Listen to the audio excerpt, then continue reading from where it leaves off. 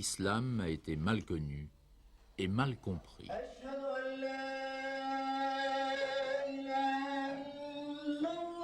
Sortie des sables d'Arabie, cette religion s'est répandue comme un raz-de-marée de l'Atlantique à la mer de Chine. Si aujourd'hui, avec la renaissance du monde arabe et l'intérêt porté au pétrole, l'islam se fait mieux connaître, il n'en est cependant pas mieux compris.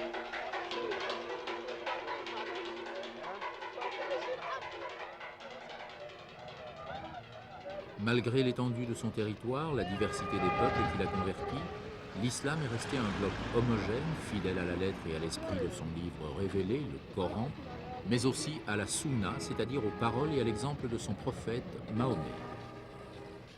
C'est vers La Mecque et Médine, les deux villes saintes où il vécut, que convergent chaque année plusieurs millions de croyants fidèles à la Sunna, les sunnites.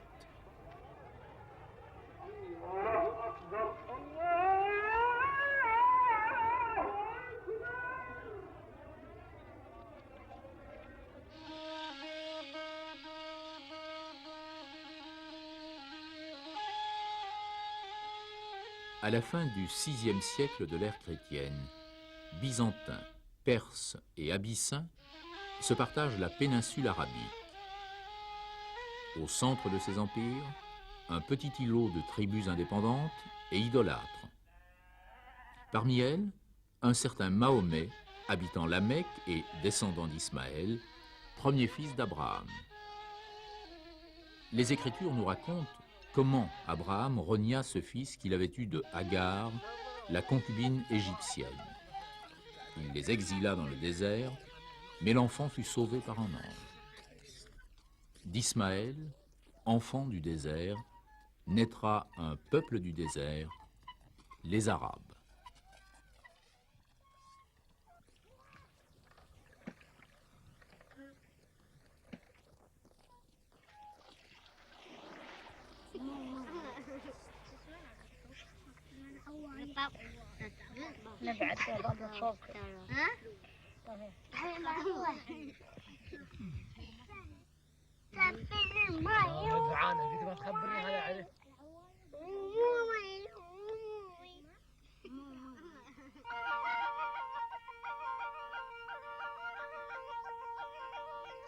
Les tribus arabes étaient idolâtres.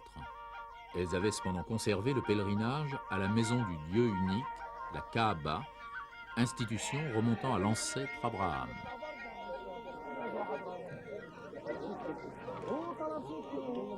Mais avec le temps, le pèlerinage avait dégénéré en foire.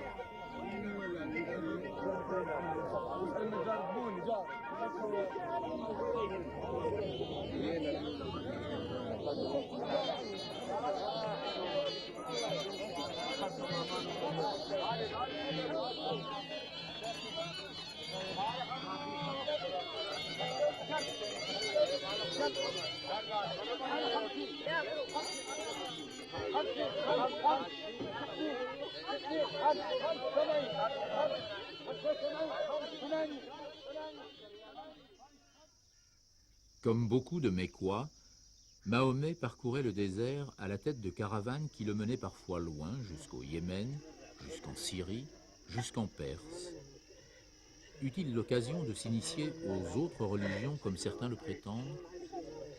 C'est vers sa 40e année que Mahomet reçoit la révélation du Coran. Il commença à répandre, d'abord parmi ses proches, ensuite dans sa tribu, le message divin. Message simple et clair qui se résume en quelques lettres, Islam, qui veut dire soumission à Dieu et qu'il transcrit dans un livre, le Coran. Ce livre, que chaque musulman a le devoir d'apprendre par cœur, ne condamne pas les deux religions précédentes issues d'Abraham, le judaïsme et le christianisme. Bien au contraire, il confirme la mission des prophètes antérieurs, Abraham, Moïse, Jésus. Mais le message coranique sera le dernier de cette longue série de révélations, leur forme ultime et parfaite.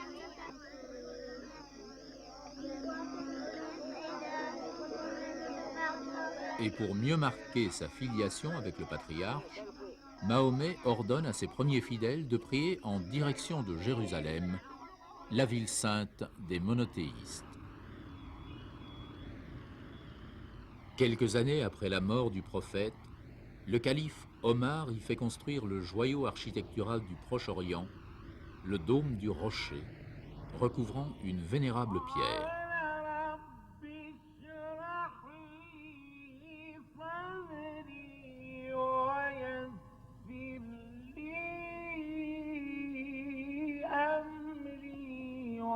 Pierre vénérable car les musulmans croient qu'Adam y est sorti de la poussière, que l'arche de Noé y trouva son ancrage et qu'Abraham tenta d'y sacrifier son fils.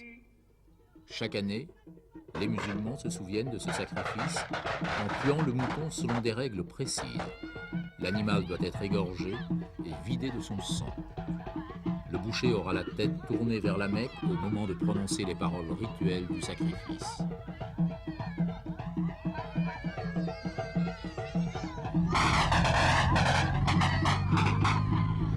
Mais les fêtes profanes sont également prétexte à tuer l'agneau, tel ce mariage au Yémen qui rassemble les hommes au village du marié et les femmes à celui de l'époux.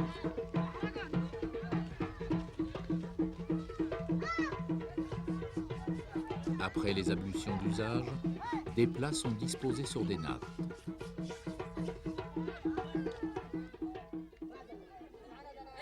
N'utilisant que la main droite, les hommes trempent les morceaux choisis dans un mélange de miel et de beurre fondu. Étant donné le nombre de convives, le repas de noces se mange rapidement et les participants laissent la place au suivant.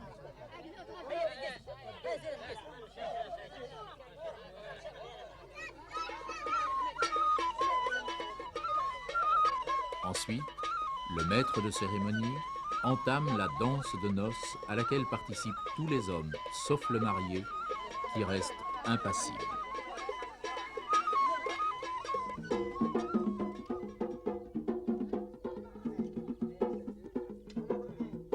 Dans son village, l'épouse, réunie avec quelques femmes, dansera jusqu'au coucher du soleil avant d'être conduite à son époux. Chaque pays musulman possède son propre rituel de mariage, cependant les règles générales en sont définies par les enseignements du prophète dont l'exemple marque chaque action de la vie du croyant. Selon la tradition, Mahomet s'est envolé de Jérusalem, monté sur sa jument El-Bourak, pour s'entretenir avec Adam, Moïse, Jésus. Il ramena du monde céleste un cadeau divin, la prière islamique, véritable communion entre l'homme et Dieu.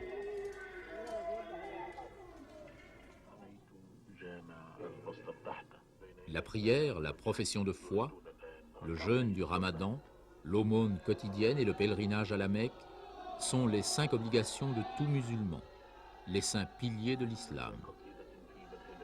La présence réelle de Dieu dans la prière se réalise au moment où chaque fidèle transmet à son voisin les salutations que le prophète échangea avec Dieu au paradis. Que la paix soit sur toi, ô prophète, ainsi que la clémence de Dieu et ses bénédictions.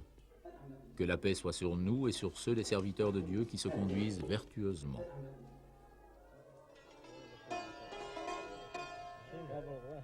La fameuse mosquée d'El-Aqsa forme avec le dôme du rocher une esplanade merveilleusement ombragée.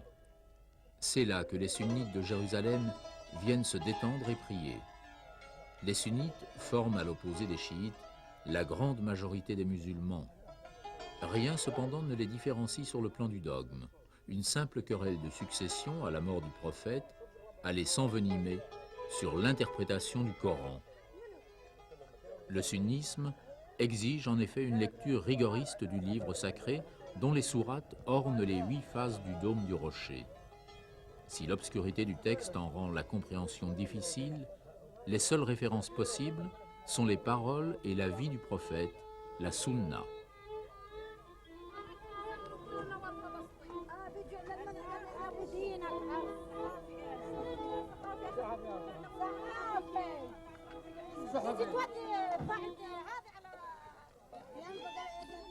Les sunnites croient que les balances servant à peser les âmes au jugement dernier seront suspendus à ces arches.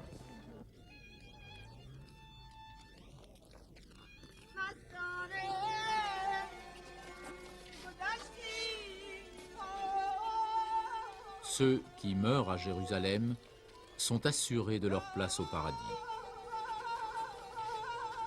Quel empressement pour rendre hommage aux défunts.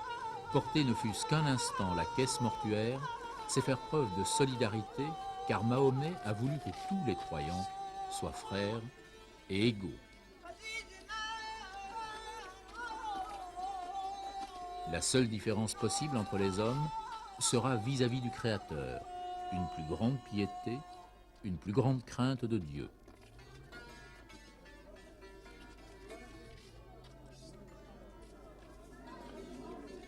Chaque vendredi, un flot de croyants pénètre dans la ville de Jérusalem et se dirige vers l'esplanade du Temple où se trouve la mosquée d'El-Aqsa.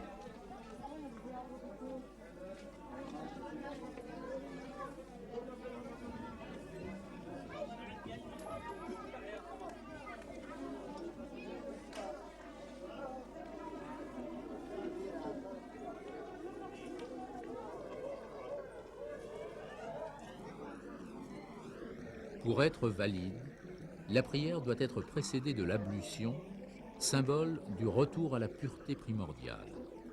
Il est dit dans le Coran, « Croyants, lorsque vous vous lavez pour la prière, lavez vos visages, ensuite vos mains jusqu'aux coudes, et passez les mains mouillées sur vos têtes et lavez-vous les pieds jusqu'aux chevilles. »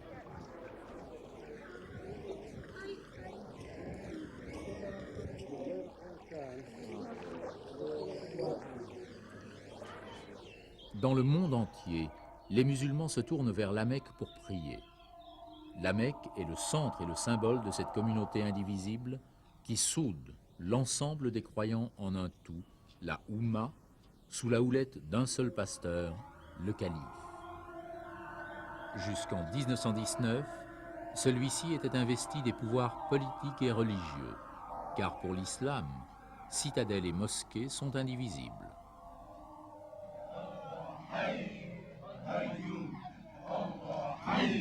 Certains croyants cherchant à approfondir leur foi participent à des cérémonies particulières appelées zikr. Elles sont surtout pratiquées par les soufis. Ces mystiques cherchent par la répétition incessante du nom de Allah une union plus profonde avec le divin, comme ces habitants de Hébron réunis dans une petite salle attenant au tombeau d'Abraham.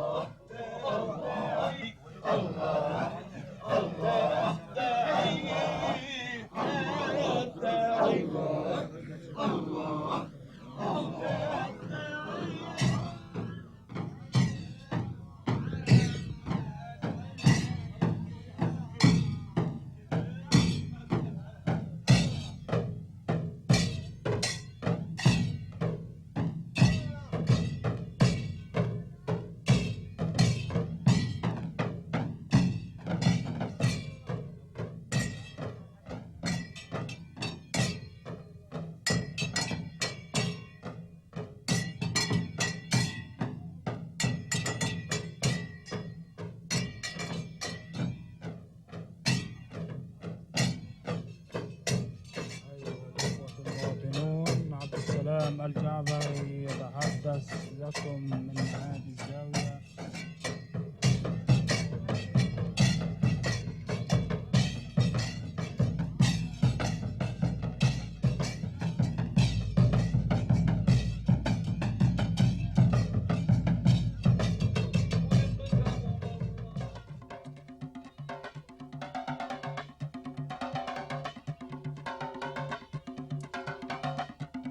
Étape importante dans la vie du musulman, la circoncision.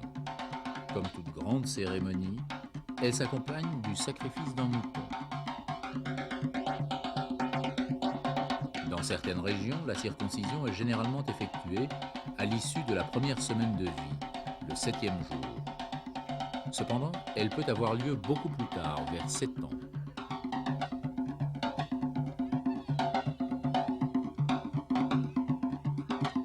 Dans un village de Yéménites, 3 garçons vont être circoncis.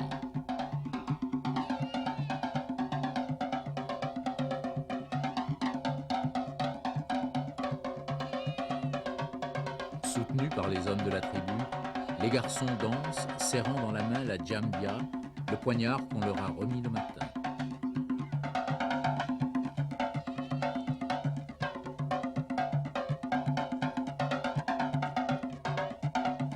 Ils décident eux-mêmes du moment où sera pratiquée l'opération.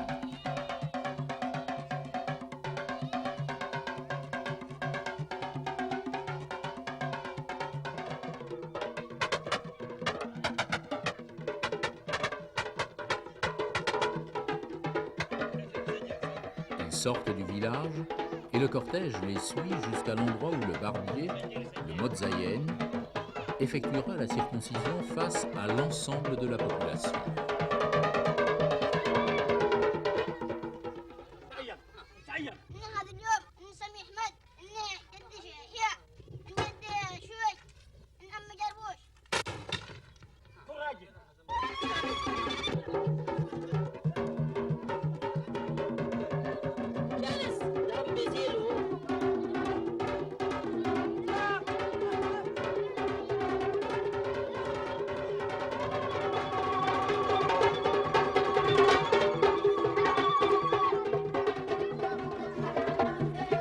Cet acte revêt pour l'enfant une double signification. Confirmation de son appartenance à l'islam, d'une part, d'autre part, abandon du giron maternel pour pénétrer dans le groupe des hommes. Après la circoncision, les femmes chantent et dansent pour exhorter le courage des circoncis. Des offrandes en argent seront glissées sous les bandeaux de feuilles de jasmin qui entourent leur tête.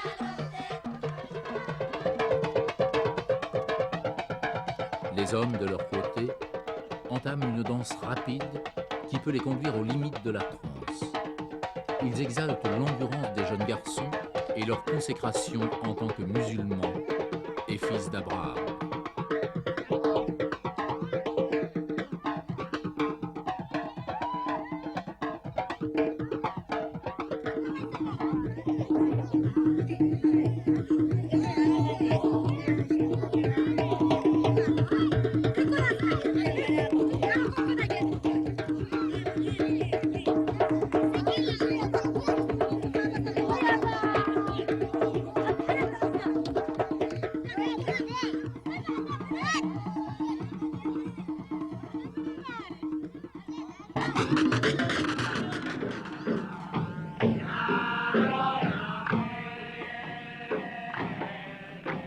Non loin de là, sur la mer Rouge, un vieux boutre avance au rythme des rameurs.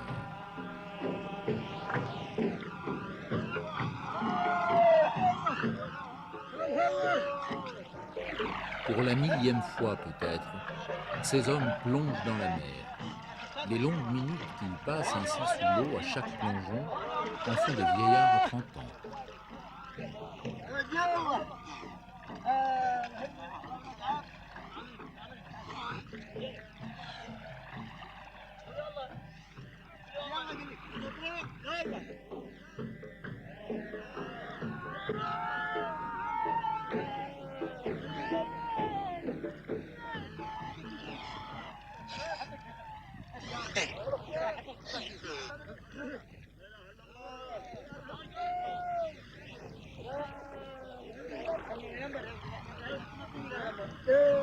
Sur le pont, d'autres marins et des enfants mettent précieusement de côté les rares perles qui leur permettront de survivre et peut-être un jour d'effectuer le pèlerinage à la Mecque.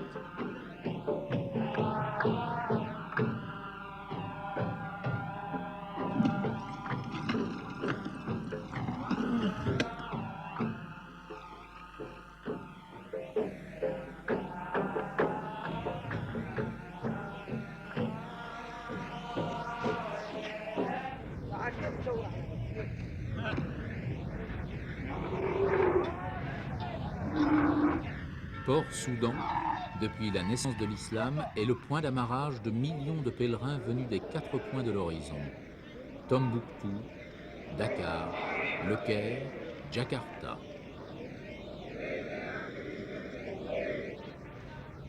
Le grand pèlerinage, littéralement le Hajj, est tout autant voyage intérieur que dévotion au lieu saint.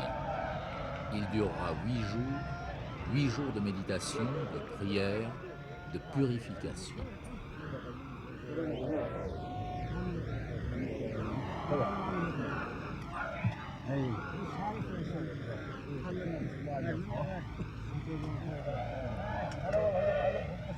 Les pèlerins ont déjà revêtu le ihram, le pagne rituel et le linge blanc qu'ils jettent sur les épaules, tandis que les femmes se sont couvertes jusqu'aux chevilles. Certains ont dû épargner toute une vie, d'autres ont vendu leurs biens pour ce voyage sacré.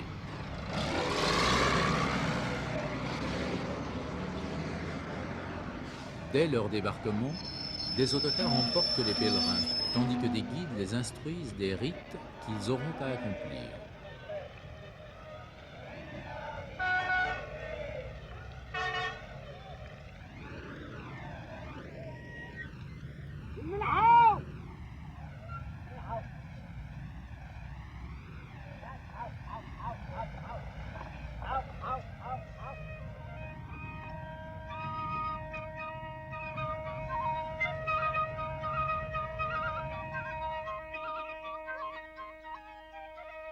Placés aux frontières de l'enceinte sacrée, des bornes interdisent aux étrangers l'accès de la Mecque et de Médine.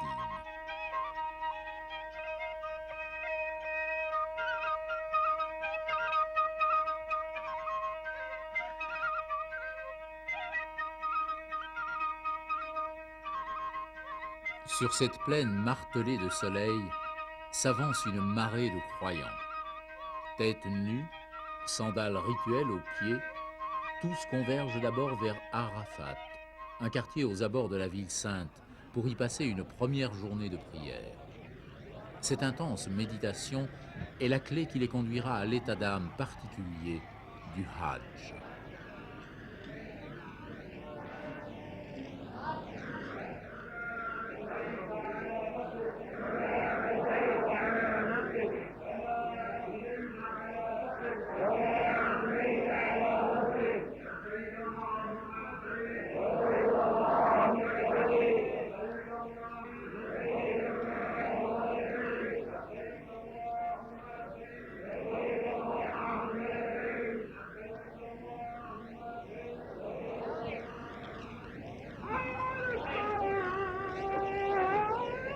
Au cours des journées suivantes, les pèlerins se rendront régulièrement à la Mecque pour participer aux prières communautaires.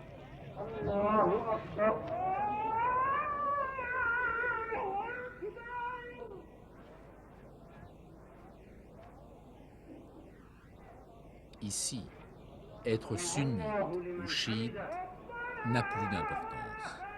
Par son pèlerinage, le croyant devient Hajj, un titre qui lui conférera à travers tout le monde islamique admiration et respect.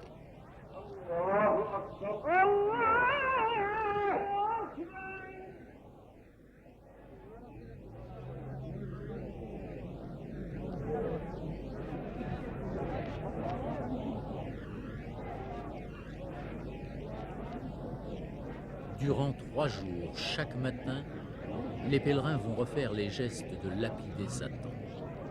Ils rappellent ainsi les gestes d'Abraham et de Hagar, chassant à coups de pierre Satan, qui voulait les dissuader d'obéir à Dieu en sacrifiant leur fils Ismaël. Ce geste témoigne également de la résolution du pèlerin de résister à l'esprit du mal.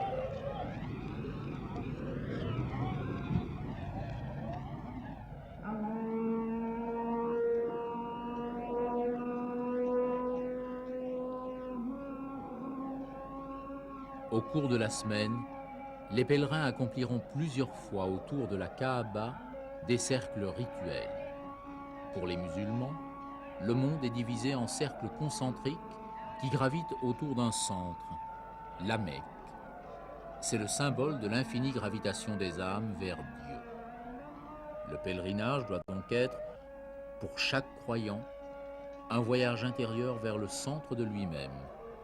C'est le thème central de l'islam.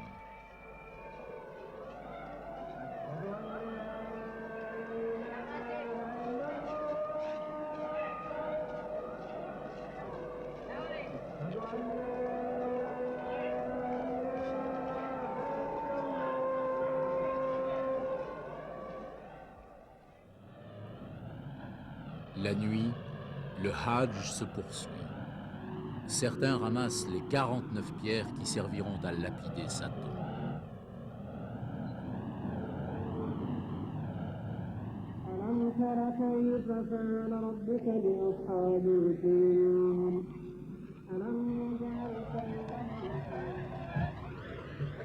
D'autres, entre les collines sacrées, répètent 4 fois la course éperdue d'Agar, la concubine qu'Abraham avait abandonnée sur le site désertique de la Mecque avec son nouveau-né Ismaël. C'est alors que jaillit la source sacrée qui sauva la mère et l'enfant. La pierre noire que contient la Kaaba représente la main droite de Dieu, a dit le prophète. Les pèlerins y posent les mains en signe d'allégeance. Mais la dimension la plus étonnante de ce pèlerinage est son aspect social. Venus de tous les horizons sans distinction de race, de langue, de classe, les musulmans se retrouvent unis et égaux devant Dieu, solidaires les uns des autres. Et cette vision fondamentale du sunnisme est sans doute la contribution la plus importante que l'islam peut apporter à l'invention de notre avenir.